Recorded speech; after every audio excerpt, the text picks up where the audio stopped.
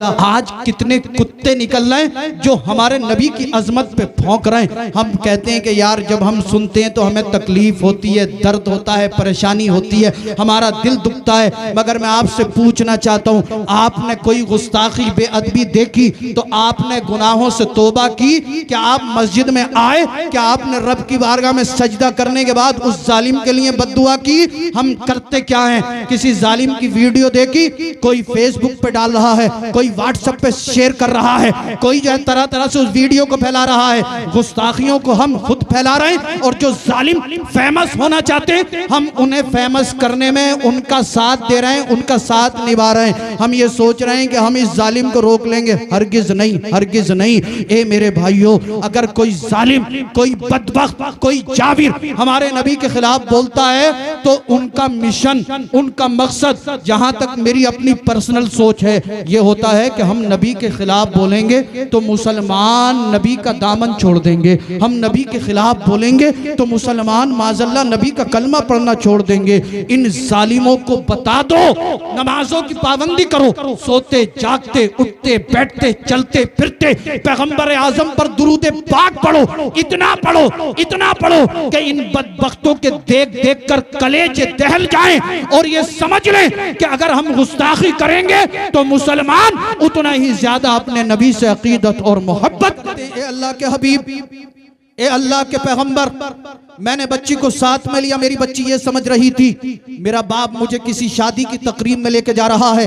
मेरी बच्ची ये समझ रही थी मेरा बाप मुझे किसी खुशी के प्रोग्राम में लेकर जा रहा है। उसे क्या मालूम था मेरा बाप मेरे साथ क्या कर गुजरने वाला है।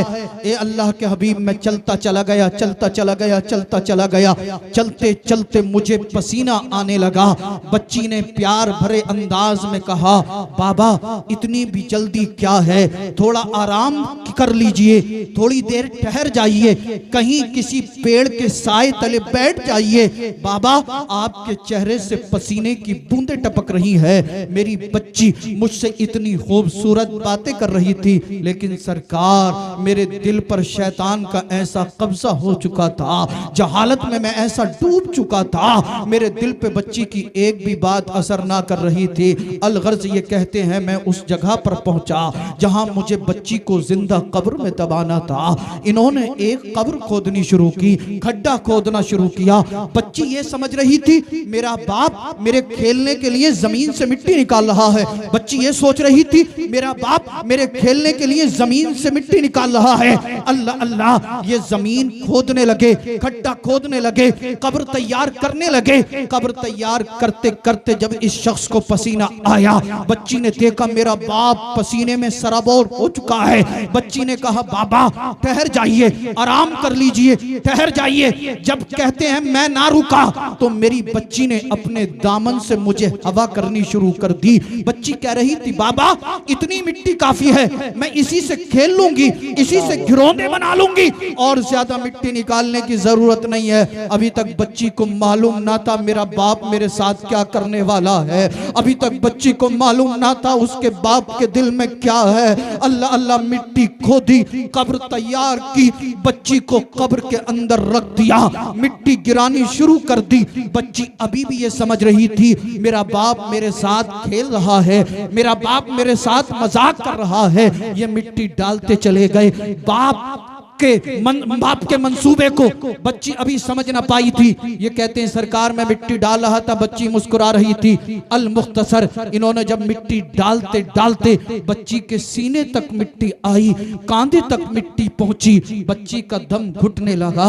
बच्ची ने कहा बाबा अब मिट्टी ना डालिए, मेरा सांस घुटने लगा है, मेरा सीना दबने लगा है, मेरा दिल बैठने लगा है।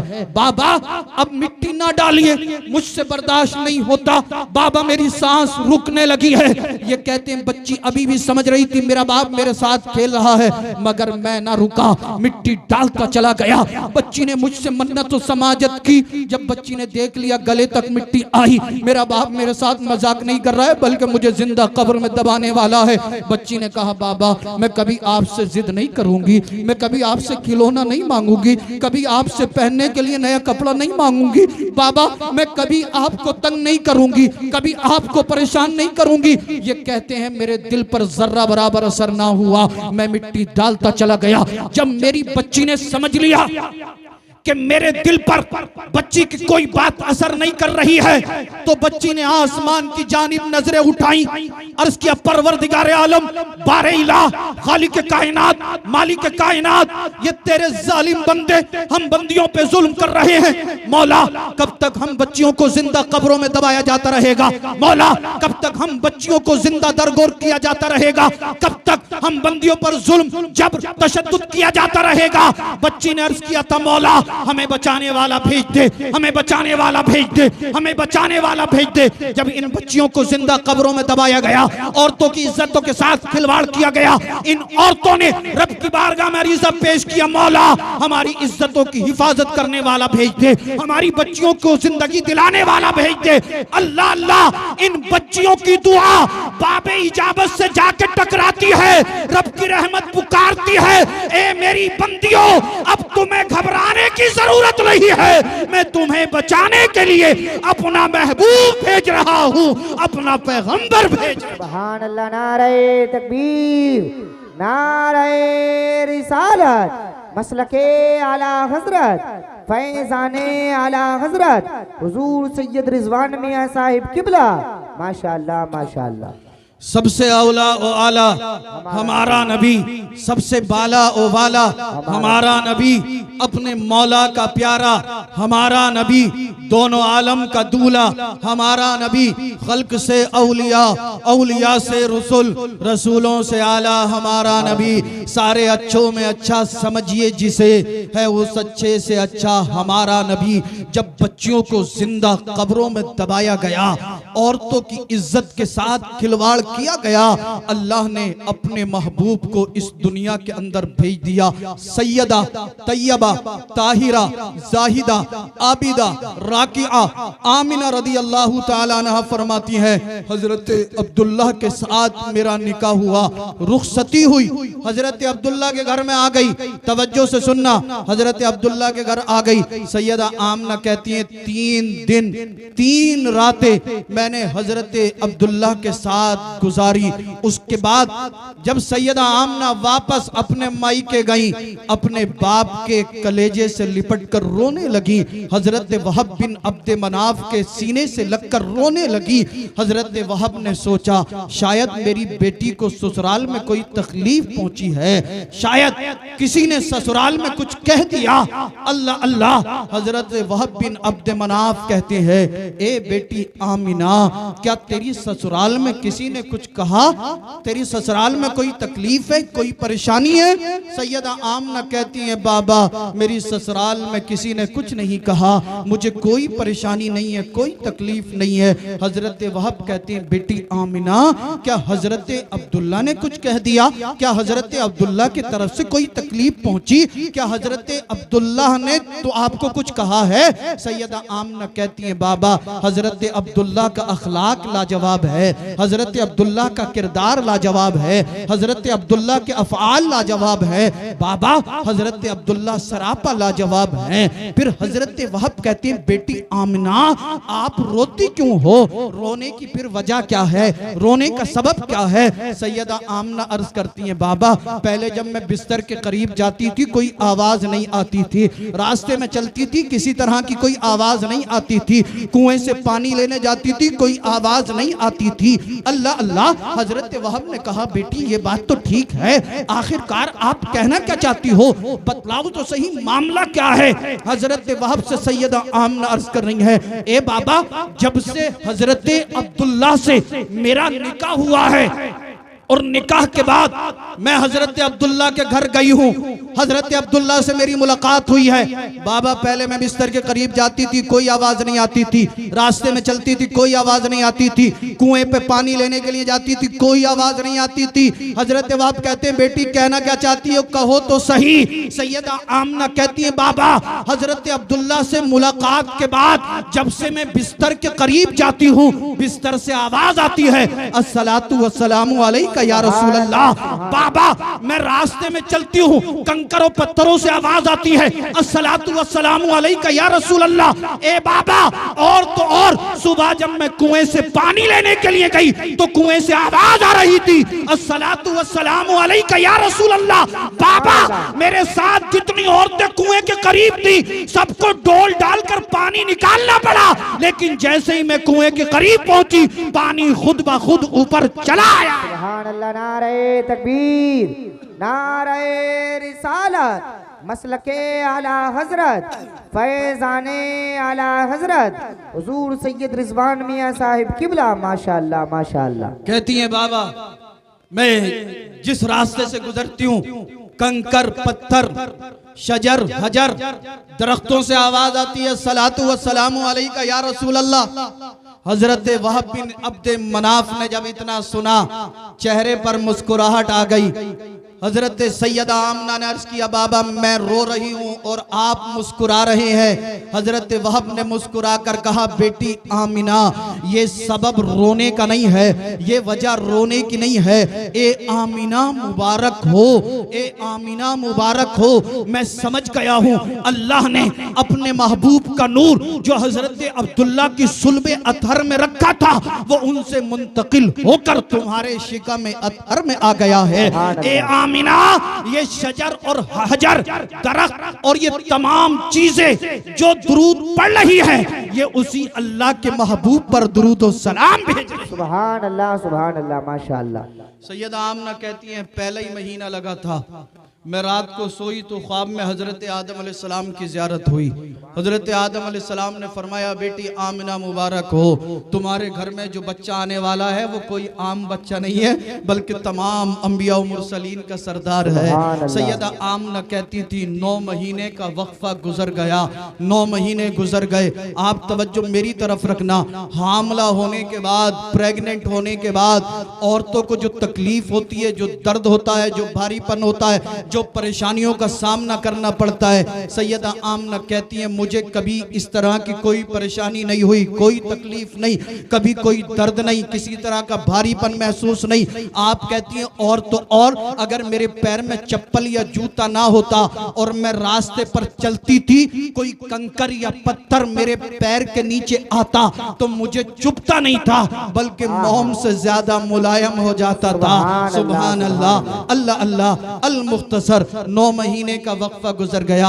अब वो वक्त आया जब सरकार की आमद होने वाली थी, सरकार की विलादत बासादत का वक्त जब करीब हुआ, सैयदा आमना कहती है मैं अपने हुजरे में थी, मैंने सोचा काश मेरे खानदान की चंद औरतें मेरे पास होती।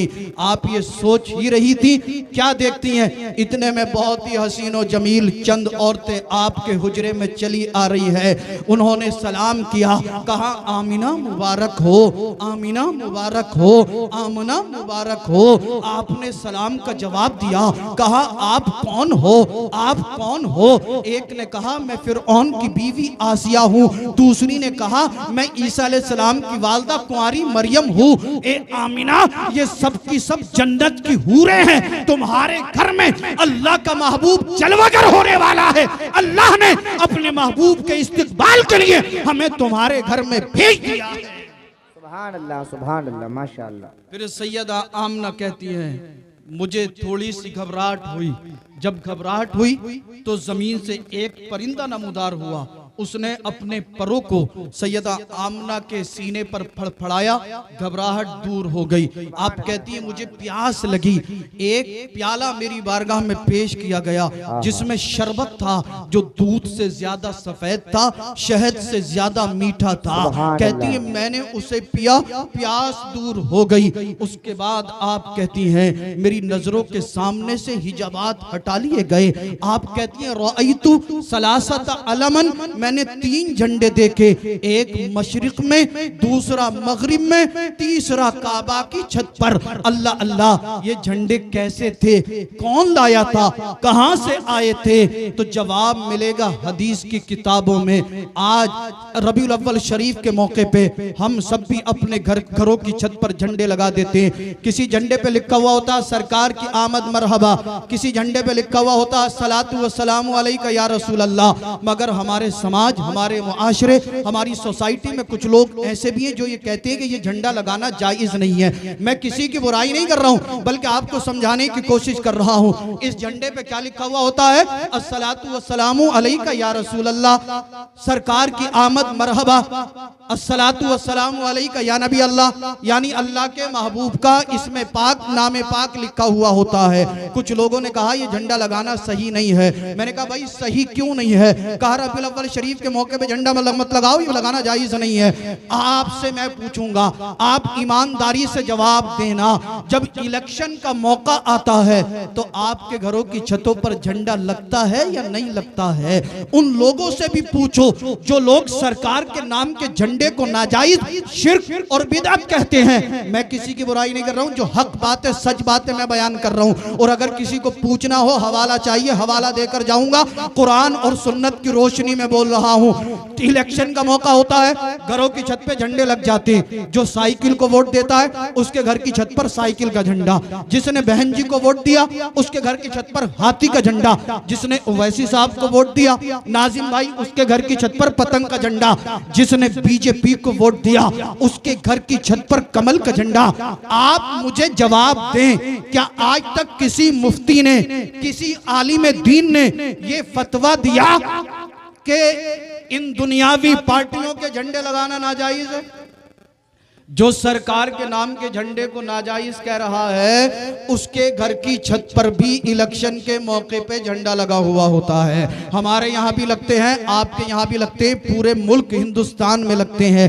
बताना ये चाहता हूँ कि जब दुनियावी पार्टियों के झंडे लगाना नाजायज नहीं है तो जिस झंडे पे अल्लाह के महबूब का नाम लिखा हो वो लगाना नाजायज कैसे हो सकता है? बात समझ में आ गई। मैं समझ गया मामला कुछ और है। जिसे साइकिल से मोहब्बत वो साइकिल का झंडा लगाता है, जिसे बीजेपी से मोहब्बत वो कमल का झंडा लगाता है, जिसे ओवैसी साहब से मोहब्बत वो पतंग का झंडा लगाता है। अल्हम्दुलिल्लाह हम अहले सुन्नत वल जमात हैं, हमें पैगंबर आजम से मोहब्बत है, इसीलिए हम अस्सलातु वस्सलामु अलैका या रसूल अल्लाह का झंडा लगाते हैं। अल्लाह अल्लाह। सरकार की वालदा फरमाती हैं, रअयतु सलासत अलमन, मैंने 3 झंडे देखे, एक मशरिक में, एक मगरिब में, तीसरा काबा की छत पर। ये झंडे कैसे थे, कहां से आए थे, कौन लाया था? जवाब मिलेगा हदीस की किताबों में। जब सरकार की विलादत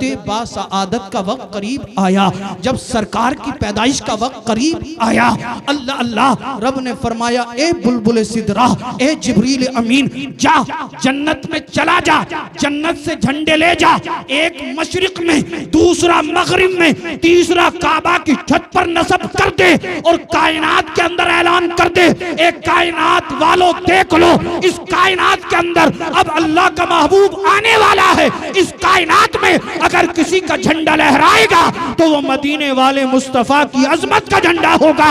इस कायनात के अंदर अगर किसी का झंडा लहराएगा तो वो मदीने वाले मुस्तफा की शरीयत का झंडा होगा। सुभान अल्लाह। नारे तकबीर, नारे रिसालत, मसलके आला हजरत, सरकार की आमद, दिलदार की आमद, मुख्तार की आमद, हुजूर सैयद रिजवान मियां साहिब किबला।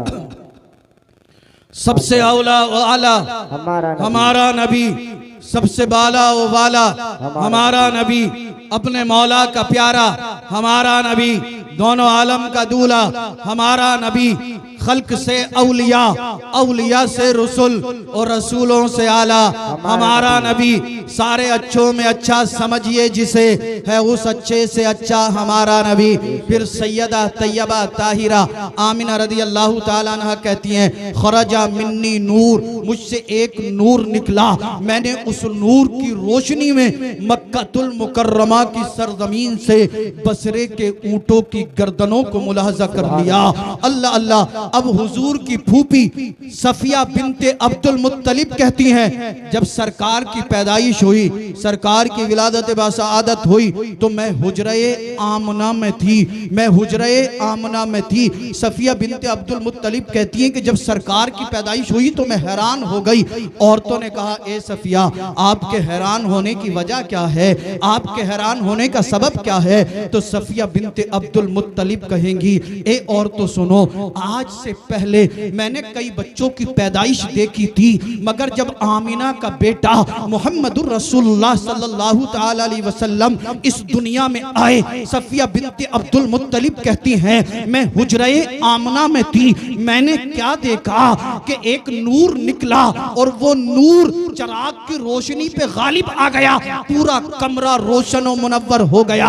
आप कहती हैं जब सरकार पैदा हुए, आमिना भी पाक थी, सरकार भी पाक थे, किसी तरह की कोई गंदगी नहीं, कोई नजासत नहीं, किसी तरह की कोई ब्लीडिंग नहीं। अल्लाह अल्लाह, सफिया बिन्ते अब्दुल मुत्तलिब कहेंगी ए लोगों सुनो, जब हुजूर पैदा हुए तो साफ और सुथरे पैदा हुए, नाफ बुरीदा पैदा हुए, खतना शुदा पैदा हुए, गुस्ल दिए हुए थे, बाल बने हुए थे। क्या मतलब है? सफिया बिन्ते अब्दुल मुत्तलिब के कहने का मतलब यही है, जब हुजूर पैदा हुए ऐसा लगता था, ऐसा लगता था, ऐसा लगता था कि अल्लाह ने अपने महबूब को कायनात के अंदर दूल्हा बनाकर भेज दिया है। अल्लाह ने अपने महबूब को कायनात के अंदर दूल्हा बनाकर भेज दिया है। जहां तारीख था, जुल्मत कदा था, सख्त काला था, कोई पर्दे से क्या निकला, घर घर में उजाला था। अल्लाह, नारे तकबीर, नारे रिसालत,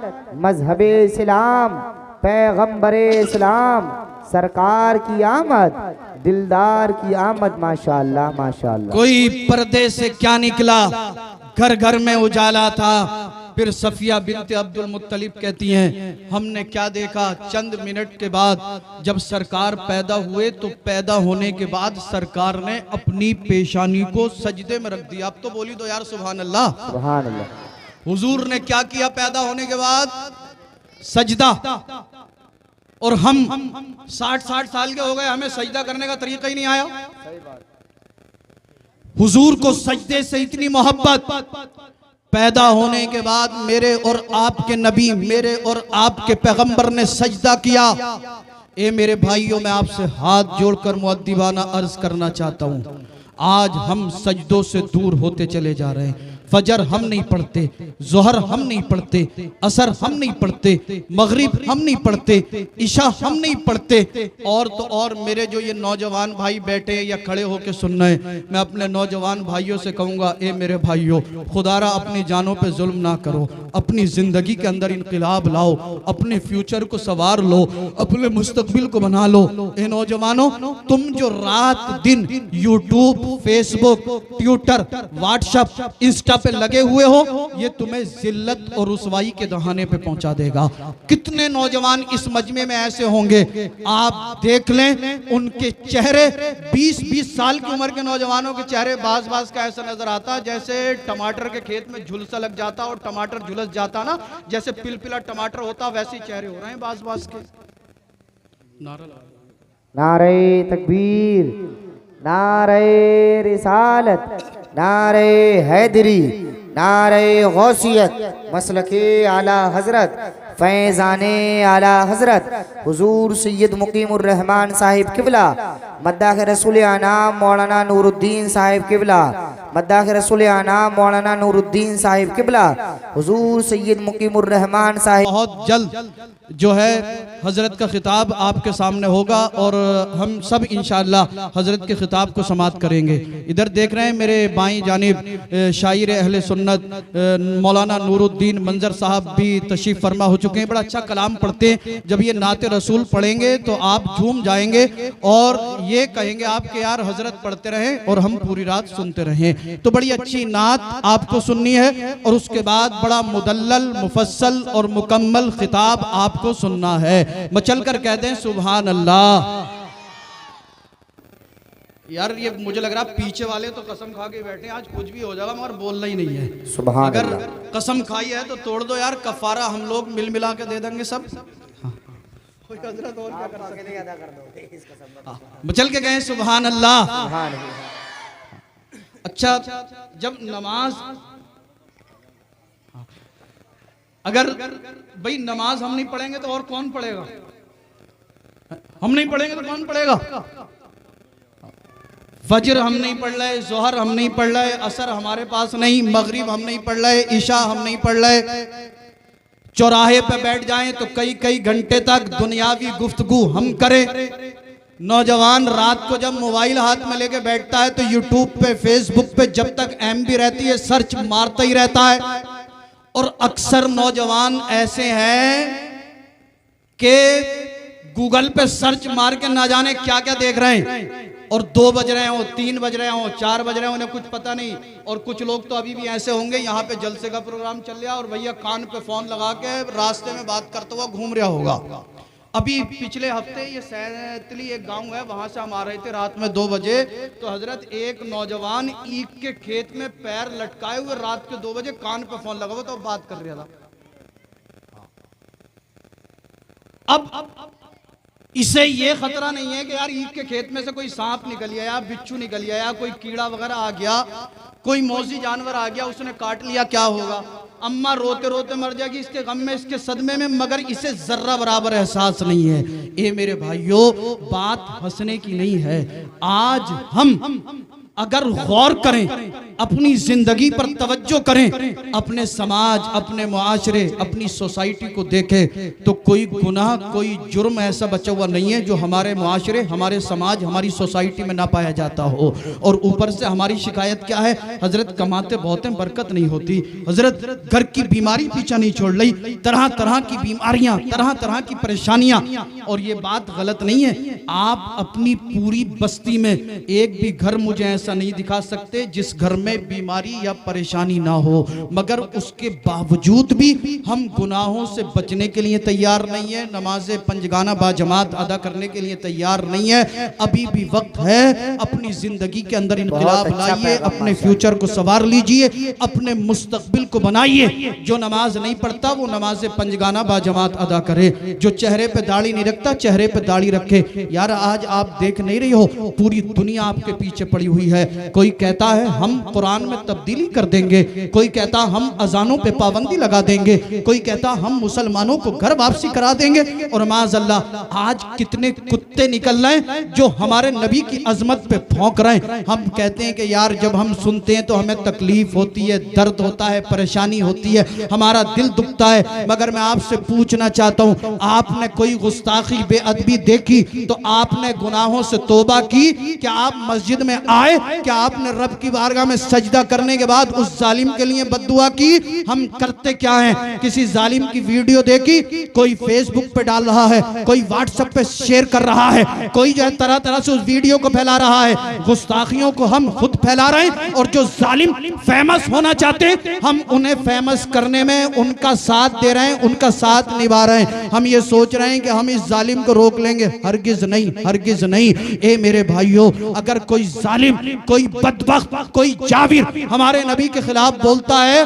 तो उनका मिशन, उनका मकसद, जहां तक मेरी अपनी पर्सनल सोच है, ये होता है कि हम नबी के खिलाफ बोलेंगे तो मुसलमान नबी का दामन छोड़ देंगे, हम नबी के खिलाफ बोलेंगे तो मुसलमान माज़अल्लाह नबी का कलमा पढ़ना छोड़ देंगे।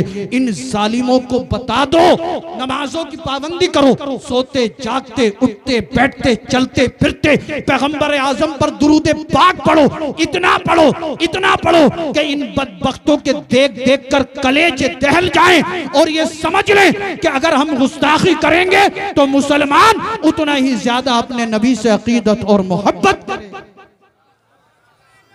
पढ़ोगे ना नमाज? इंशाअल्लाह पढ़ेंगे इंशाअल्लाह। यार पढ़ लेना, मेरी लाज रख ली यार, मैं आपसे हाथ जोड़ के माजरत के साथ कह रहा हूँ, आप नमाज नहीं पढ़ोगे तो कोई एंटीने वाले तो नमाज पढ़ने के लिए आएंगे नहीं। वैसे हम कह रहे हैं हम परेशान हैं, बीमार हैं, तरह तरह की परेशानियां, और जो है तरह तरह के, एक अभी बड़ा मसला चल रहा था वो कि एक जालिम ने गुस्ताखी की, उसके खिलाफ एहतिजाज हुए, FIR हुई। तो वो मध्य प्रदेश के एक हाजी साहब हैं जिनका नाम हाजी शहजाद है, वो अपने साथ चंद लड़कों को ले जाके चंद मोहल्ले वालों को जमा किया और थाने में FIR कराने पहुंच गए। उसी में कुछ नशेड़ी लोग शामिल हो गए। बताया ये जाता है कि उन नशेड़ियों ने वहां पे पत्थर वगैरह फेंक दिए।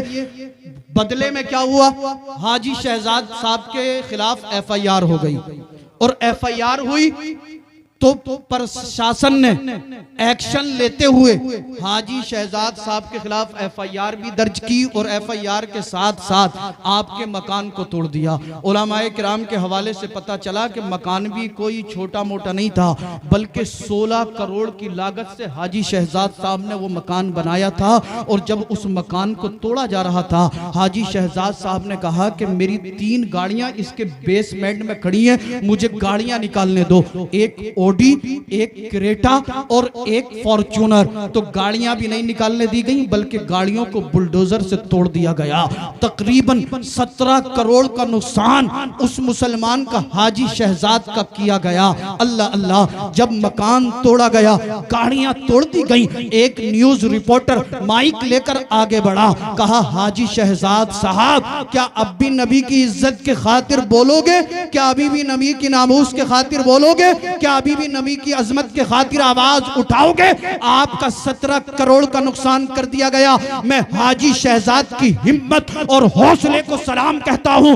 उस नबी के दीवाने ने कहा था, ए लोगों सुन लो, ये तो 16 करोड़ के मकान की बात है, 1 करोड़ की गाड़ियों की बात है, दुनिया की तमाम दौलत को ठोकर मार दूंगा अगर मेरा सर भी काट दोगे जब भी मैं नबी की इज्जत की खातिर बोलता रहूं। आज एक हमसे इतना ही नहीं हो रहा जो हम अपने मोहल्ले की मस्जिद में जाके नमाज पढ़ लें, हमसे इतना ही नहीं हो रहा जो हम गुनाहों से तौबा कर ले।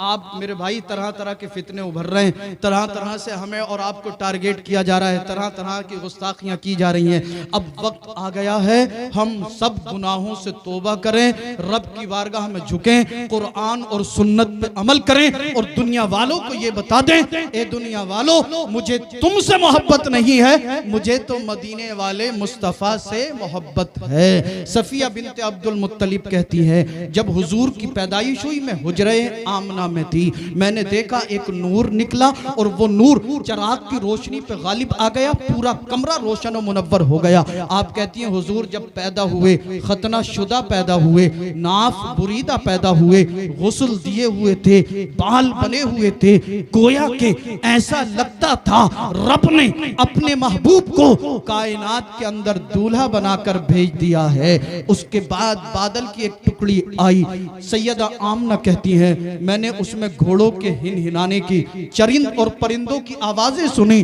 फिर कोई कहने वाला कहता था, इन्हें मशरिक से लेकर मगरिब तक, शुमाल से लेकर जुनूब तक तमाम कायनात की सैर कराओ। एक मुनादी निदा देता था, इन्हें आदम अलैहिस्सलाम की सूरत, शीस अलैहिस्सलाम की मार्फत, नूह अलैहिस्सलाम की शुजाअत, अल्लाह अल्लाह, इब्राहिम खलीलुल्लाह की खिल्लत, इस्माइल ज़बीहुल्लाह की रिजा, मूसा कलीमुल्लाह का जलाल, ईसा रूहुल्लाह के कमालात, तमाम अंबिया और मुरसलीन के कमालात इन्हें अता कर दिए जाएं। आला हजरत बरेली से पुकार उठे, सबसे औला ओ आला हमारा नबी, सबसे बाला ओ वाला हमारा नबी, अपने मौला का प्यारा हमारा नबी, दोनों आलम का दूल्हा हमारा नबी, खल्क से औलिया, औलिया से रसूल, रसूलों से आला हमारा नबी, सारे अच्छों में अच्छा समझिए जिसे, है उस अच्छे से अच्छा हमारा नबी, गमज़दों को रज़ा मुज़्दा दीजिए के है बेकसों का सहारा हमारा नबी।